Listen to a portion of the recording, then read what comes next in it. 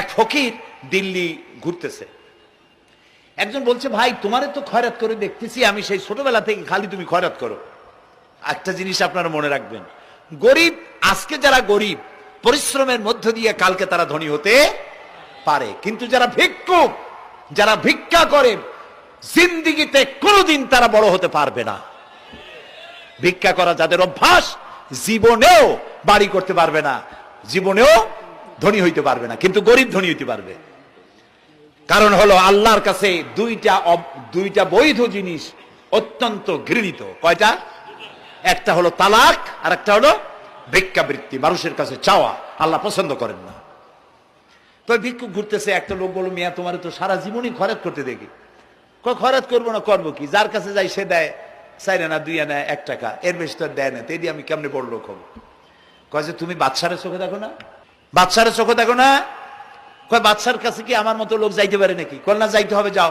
বাদশা একবার যাবা, এমন দেওয়া দেবে জীবনে আর তোমার খরচ করা লাগবে না। পাতি শিয়ালের পিছনে ঘুরে তো লাভ নাই, পাতি শিয়ালে খায় মুরগি, তোমার একটা ঠ্যাং দেবে, দাঁতের খেলালের কাজ হবে না। বাঘের পিছনে ঘোরো, বাঘে খায় গরু আর হরিণ, একটা রান দিলে তুমি 1 সপ্তাহ খাইতে পারবে। কাজে ঘুরতে গিয়েও বোঝা উচিত কার সাথে ঘুরি। তো বলছে বাদশার কাছে যাও। তো বাদশারে পাবো কই? কই তো দেখলাম কেবল মসজিদে ঢুকলো। তারপরে ফকির গিয়ে দাঁড়ায় আছে বারান্দায়, দেখে যে উনি বাদশা ভেতরে বসে হাত তুলে আছে ভাবে, আর চোখ দিয়ে পানি পড়ে দাড়ি ভিজে ভিজে পড়তেছে। নামাজ শেষ করে, মোনাজাত শেষ করে বাদশা বেরিয়েছেন। কোন বাদশা? শাহজাহান।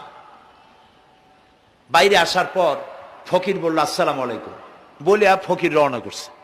বাদশা বলে, দাঁড়াও, তুমি যে রওনা করলা, তোমার তো ভিক্ষুক মনে হয়, আর লোকেরা যারা ভিক্ষুক না তারাও তো আমার কাছে চায়, আর তুমি তো ভিক্ষুক, চাইলে না কেন কিছু? ভিক্ষুক বলে, জাহাপানা, আমি কিছু চাইতে এসেছিলাম আপনার কাছে, কিন্তু আপনার করুণ অবস্থা দেখে আমার জ্ঞানের চোখ খুলে গিয়েছে। আমি দেখতে পেলাম আমি যার কাছে চাইতে এসেছি, আমি তো কান্দি না, হাতও পাতি নাই।